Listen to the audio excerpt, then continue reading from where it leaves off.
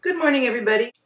This is Patricia Cori, and I'm coming to you with a long-awaited video about my new passion. Well, it's not new. My passion for making bread.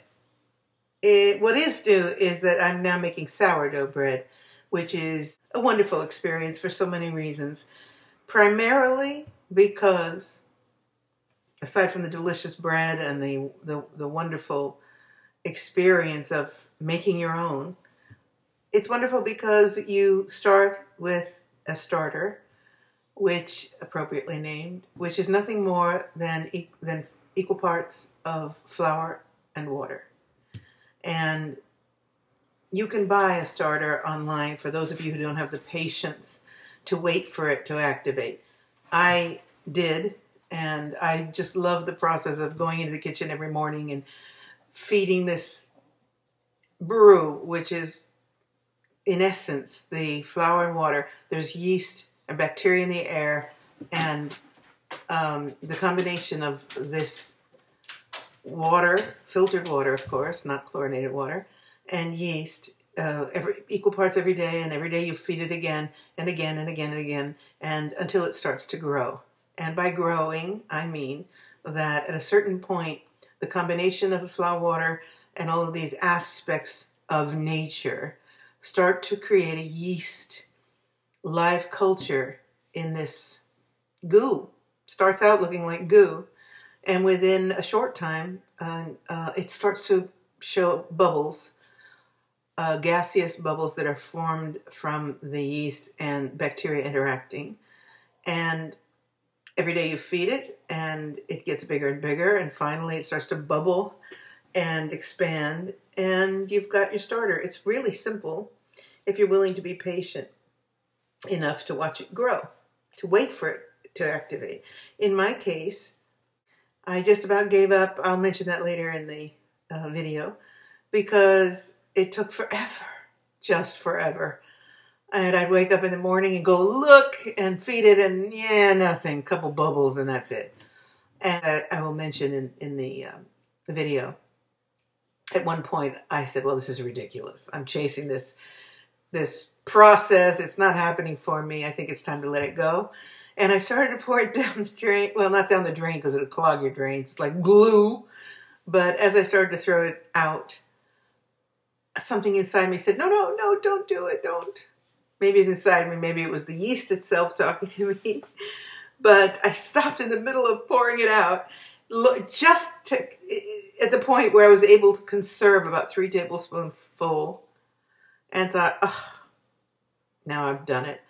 But the next day I fed it again, and within 48 hours it started to activate. And I will show you what activated sourdough looks like, and I don't have any new starter because all of mine are, I've got 2 starters, they're both active now. So what I'm telling you here is you put equal parts. I started with 70 grams of water, filtered water, and 7 grams of flour. And I mix it, stir it up, and then let it sit. And for a while, not a whole lot happens. And then every day, you feed it again. And you need equal parts. So what happens is if you keep feeding it without getting rid of any of it, you'll have a mountain of starter. So the standard way to do this is to measure out 70 grams of the starter once it's on its way. And then you're going to add 70 grams of water and 70 grams of flour to that. And what's left over, you need to dispose of, because otherwise it'll just keep growing exponentially, and it'll be like the blob taking over your house. Okay, it's really simple. Trust me on this. People make it look hard, and people think it's hard to make bread. It's really not. You just have to have the love and the excitement. For me, all processes in nature are very exciting to be part of. But then, you know, I'm a little over the top. For example, yesterday, a dragonfly flew into the house. I was so elated over this. A dragonfly in the house. What an omen. What a beautiful being. And at a certain point, I realized that it would die in the house, so I spent all this time talking to it to convince it to go back outside, and it did. And this is part of who I am. It's part of my awareness. So needless to say, I might come off over the top about loving the process of watching this bread grow, watching the sourdough grow, knowing that out of flour and water, you've created the basis for making bread the rest of your life. And that is pretty cool. So stay tuned now. I'm doing this in segments, snippets, so it's not really something that I'm going to have to go back and edit like crazy. And it may not be the most professional looking video, but you know, you wanted me to tell you how to make sourdough bread. Here goes. Okay, so here we go. Remember, easy steps. Don't make it complicated. Don't overthink it. Number one, you need starter. Okay, how do you get starter? Either you buy it online or in a shop if you're that lucky. And even San Francisco sourdough starter is online, which has to be cosmic. They all have a personality. They all have a flavor. And even the air and water of a place affects the way it tastes.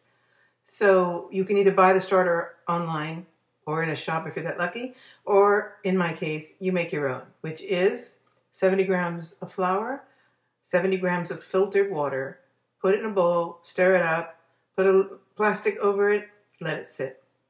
Day two, same. But you have to take 70 grams of what you already created on day one and add to it 70 grams of water and 70 grams of flour. So what happens is, because it grows a little bit, not in the beginning so much, but it does grow, you'll have to remember that if you have more than 70 grams, like day two, theoretically you have 140 grams, right? Because you've added another 70 of flour. So you have to continually eliminate the excess and stay with that 70-70-70 formula day after day after day until you start to see it bubbling. And in the beginning, you see these little bubbles. It's very underwhelming, but eventually, if you stick with it and do it methodically, these little bubbles become bigger bubbles, and then it starts to foam up, and you've got active starter. Okay, so don't forget, step one, you must have active starter. And now I'm going to show you some examples of my kitchen where I already have active starter, so I'm using active starter. But I want to insert this little step here so you're clear. Gotta have sourdough starter to make sourdough bread. These are my two starters. This is Barney and this is Betty. And you may ask me how silly it is to give them names, but they are alive and they deserve it. All right, so these are two different starters. I've used a little bit of difference in flour, and so they look different. And that's all about experimenting. But, you know, if you use more wheat, probably it's going to grow faster and probably more vehemently because it is less processed and more organic. So let's look at Barney. This is a culture that's just been in the refrigerator. And now I'm going to give it its feeding. So take a good look. You can see it's really frothy and bubbly. And that is exactly how you want it to look. Oops, just saw a little bubble. It's alive!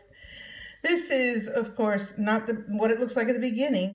So I'm interjecting this little piece of video into my stream of video because I will be feeding it and then showing you how it looks after the feeding. So this is after refrigeration, ready to be fed, very active.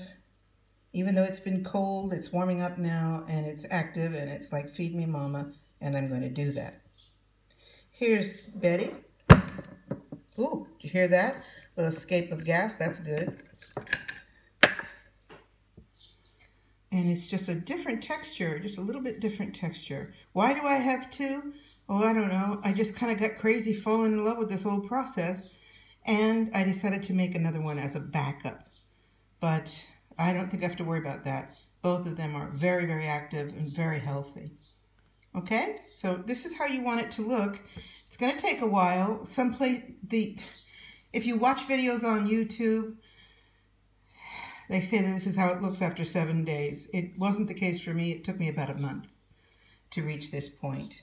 And at that point, I almost gave up. And a little voice in my head said, "Don't give up." Just as I was pouring it down into a container to throw away. And I didn't. I only had about 3 tablespoons left when I heard that voice. And so I didn't give up. And the next day, the day after that, it started to really bubble and become after. So this is what it looks like coming out of the refrigerator. And in my next clip, I'm going to show you what it looks like when I feed it. Okay, so now I'm going to show you how to feed the starter, and it's going to be a little bumpy because I have to do this with one hand to hold the camera. So, here's Barney. I've got my bowl on a scale, so come on, scale. All right, so first you measure on the bowl, and then you take it back to 0. And this is so simple. I'm putting in 70 grams of starter.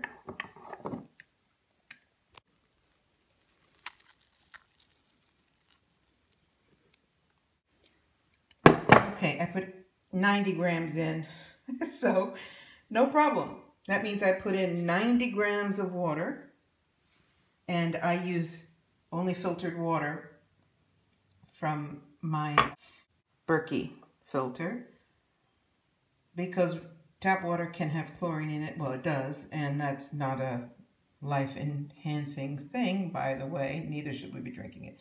All right, so here we go. I'm putting in 90 grams of water.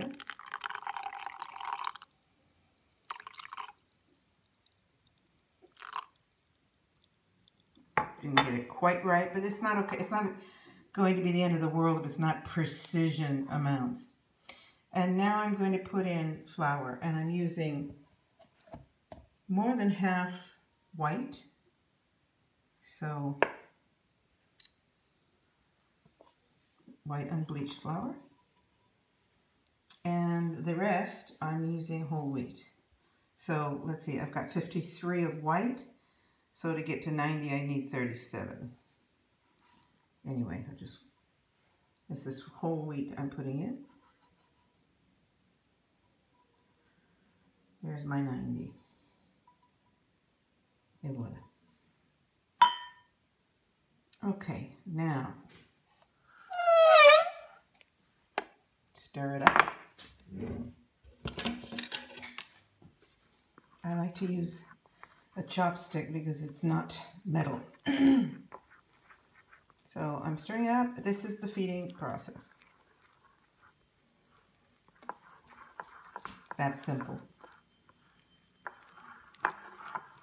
It's a lot simpler when you've got 2 hands so that you can wipe off the sides without the bowl spinning.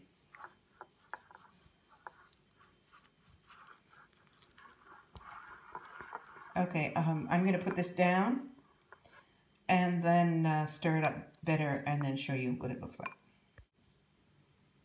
Okay, this is now my fed starter, Barney.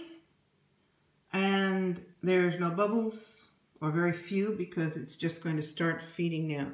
So basically this living being is saying, "Oh, lunchtime, okay, great," and reacting to flour and water. And within a few hours it'll be bubbling up and expanding to double its size. And after it expands, which I'll also show you, it sort of starts to shrink back, and that's when it's ready to use to bake bread. Actually, this is much easier than you think. Okay, here's my next easy step. I put 5 cups of flour in the bowl, a mixture of flours, and here I've measured out 1 cup of starter. The starter that I made earlier, look how frothy it is. That is perfect. And to that, I'm going to add 2 cups of water. And that, my friends, is it. Now, I will add teaspoon and a half of salt, but not now because salt slows down the yeast. So this is really tricky trying to do this with one hand. Hold on. All right, so at this point, I'm just mixing up all the ingredients and tossing some over the sides, which is part of the reason why people don't like to bake is because it's messy, but geez, come on. All right, now it seems a little dry. I'm going to add a little water. Yeah, too dry. The thing about baking and cooking is, you know, there are so many factors. So sometimes you need to adjust. And what I tell people that are beginners is experiment. The worst that can happen is you spend 50 cents on some flour and it doesn't turn out. And then you learn. And the next time you change your method. See, if you see here, there's just, it's very dry. A little more water. So now I'm up to about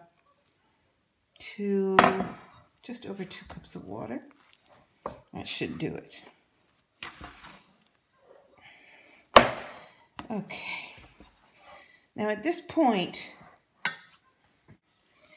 this is a phase that some people don't do, that I do, and some other people that talk about how to make sourdough do. That's a riddle, and it's called autolyzing. And that means that once you've got your ingredients mixed, okay, I'm gonna have to use my hands for this. A little flour. Once you've got them mixed, you just let it sit. You don't do any kneading, nothing. You just let it relax. So it's just boy, this is much drier than usual.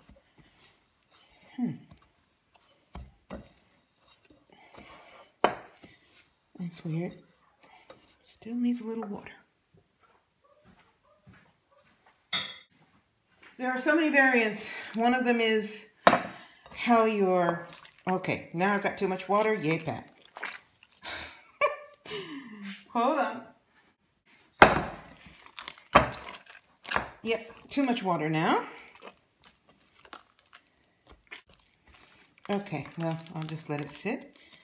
Okay. So, now, you can see the dough. I'm just going to let the ingredients are mixed. I'm not doing anything else.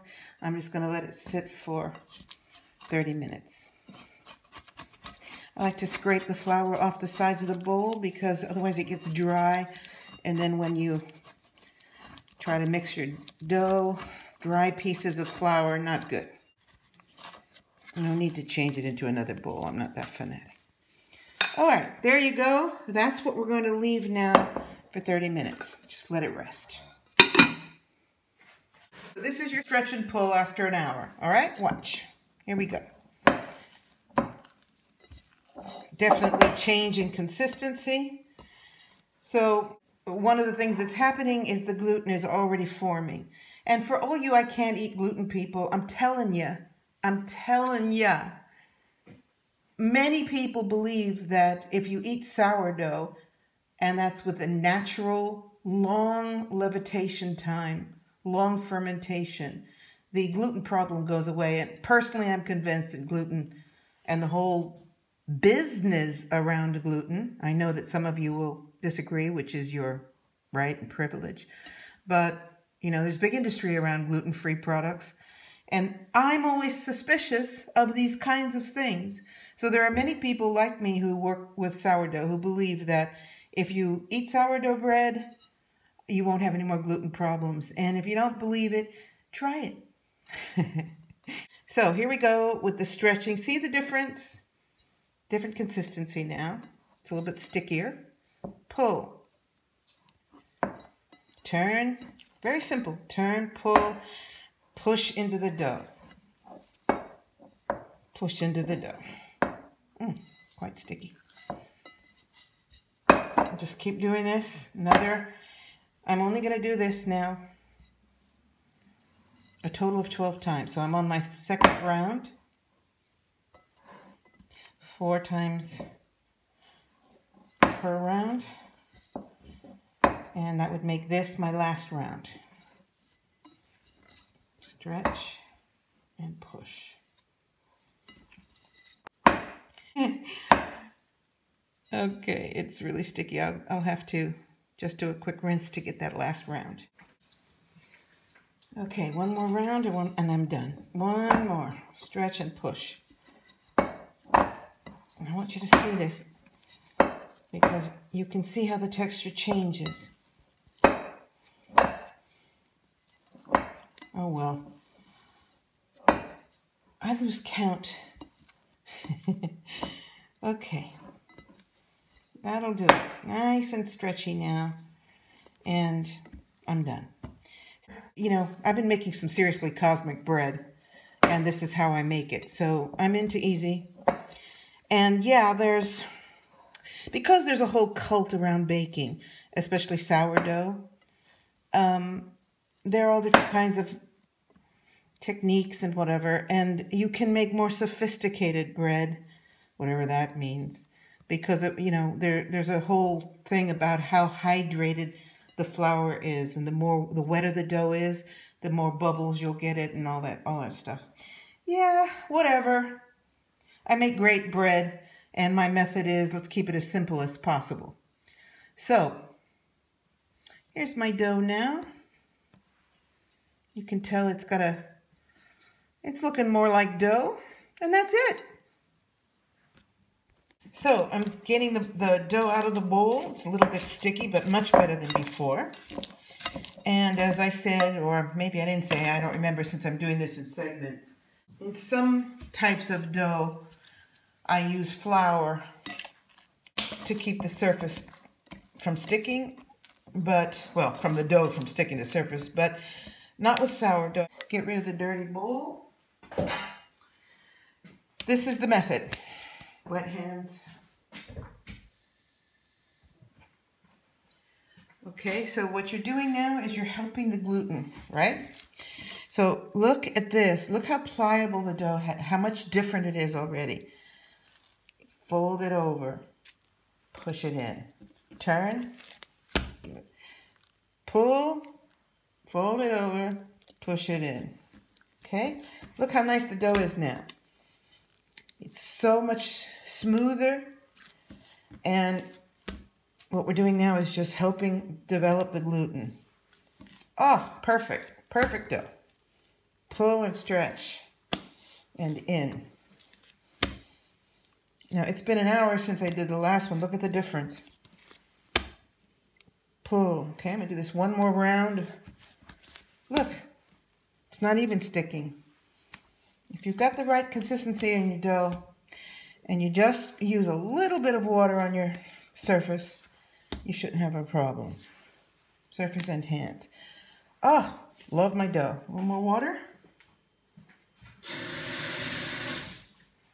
I mean, just a sprinkle, you know? Okay. Oh, great. This is a perfect dough. I love making dough. Did I mention that? Okay. Okay. One more. There we go. Okay, looky, looky. Look how nice. Little ball. Perfect. I'm putting it in a clean bowl. I don't like to raise my dough in a dirty bowl or a floury bowl. Perfect. This dough is gorgeous. Take a look. I hope I got all the rest of that on camera. I'll have to check. All right. This is done for the while. I'm going to cover it with a towel. Some people use plastic.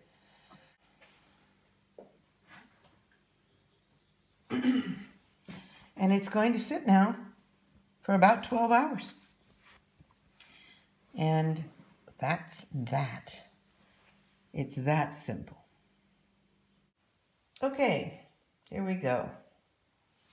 It didn't rise as much as it usually does. I hope that It's okay. There are a lot of factors that contribute to this, one of them being the temperature. It's quite cold here.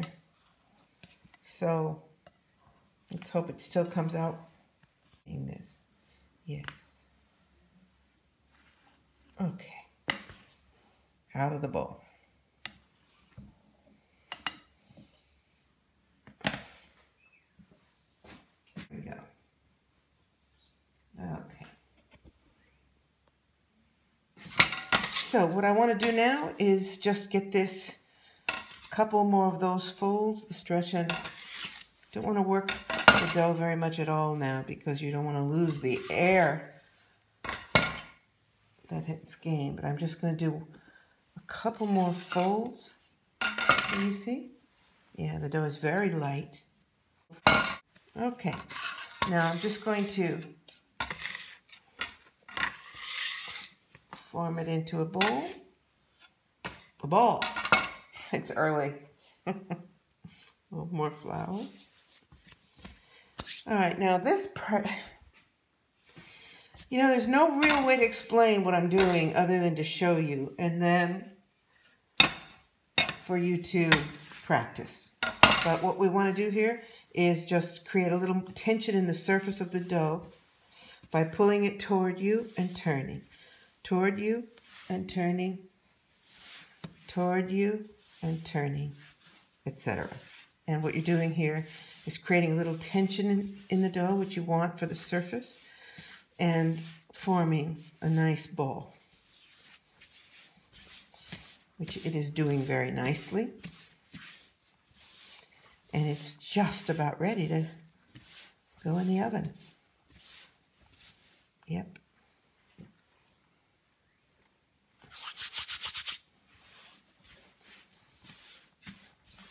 See how I'm doing this? Pulling it in, and then forming it. Giving it some structure and some tension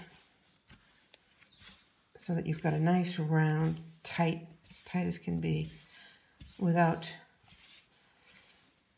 wounding it by overworking it too much. Okay, I think this is good. Like I said, it's different than in the past. They're always different because they're living things. And hopefully I'll have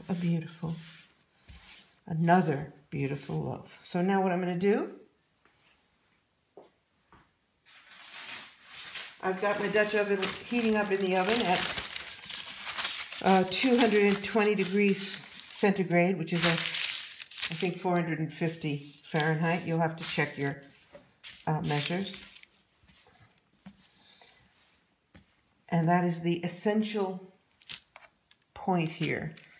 Putting the Dutch oven in the oven while you preheat your oven means that you're creating this wonderful container for the dough at that heat. This is what I use. Now, some people use proofing baskets. It's very complicated. Well, probably not that complicated, but too much for me. So I use a method of cooking my bread in a Dutch oven. So this is my trusty Le Creuset Dutch oven that I've had for 40 years. And what I do is when I turn out the dough, I shape it quickly into a round ball, as round as possible. I take a sheet of baker's paper or non-stick baking paper. I'll be sprinkling a little flour, plopping my dough on there, and then lifting that into the Dutch oven. But not before I sprinkle it with some seeds, which I love. How cute is my little seed bank up there? And scoring. Okay, so I've got my Dutch oven preheating at 240 centigrade. That's the hottest the oven will go. I like to give it a little extra time. I want it really super hot. So let's say 15-20 minutes. Well, then I take the pot out. I put the bread inside on a piece of parchment, baker's parchment paper, which you're going to see now in my scene. And it goes into the oven for 20 minutes in the pot with it closed. And what happens is the moisture in the bread interacts with that extreme heat and rises very quickly.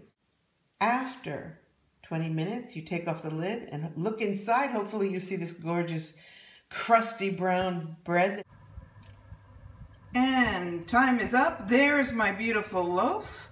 Looking good. Not quite as high as usual, but looking great. And I won't be filming me taking this hot pot out of the oven so I don't burn myself. And here we are at the end of the journey. Beautiful bread. In the jar I have the starter, which I have replenished this morning, and now we'll start regrowing. It'll grow right out the top because I've got so much of it. I'm going to have to separate it into 2 containers. The bread has to sit for about 2 hours before you cut into it because actually it keeps baking inside, and if you cut it now, it'll get gummy. So I have to wait, which is a bummer because boy would I love to have a slice of this cosmic bread with my coffee. But there you go, guys. This is the end of the journey and some beautiful flowers to make my glorious day. And I will get back to the process now of getting this all into a video for you all. Okay, here it is. About an hour and a half later, my bread, even though it didn't rise as much as the other ones, it's perfect. Look at those beautiful, you want those holes in sourdough bread. That's classic. Oh, yum, yum. And not gummy at all. So whatever, it didn't rise as much, but factors are the type of flour, the weather, whatever. I cannot wait to dig in to this wonderful bread. Why, looky there. Appears a little mouse adopted the bread. I just want to go on record as saying that even though it didn't rise like the others, this is the very best loaf I've made to date. It tastes exactly like San Francisco sourdough bread. I am a happy camper. Sorry, I'm chewing. Yum, yum, yum. Give yourself this gift, homemade sourdough bread. Once you start, you'll never quit. And remember that your starter can live for centuries. There are actually centuries-old starters from San Francisco out there, as well as other places. This is a wonderful, wonderful cult. As cults go, the sourdough cult is fantastic. It's global, it's wonderful. It's all about getting back in touch with the way food is supposed to be. Love you. Talk about an active starter. This is the starter. This is Barney that I took a cup out of, and then I refed, and look at this. It's coming out the top. It is alive! Isn't it wonderful? That's what you want it to look like. Now this will go back in the refrigerator until next week when I make a new loaf.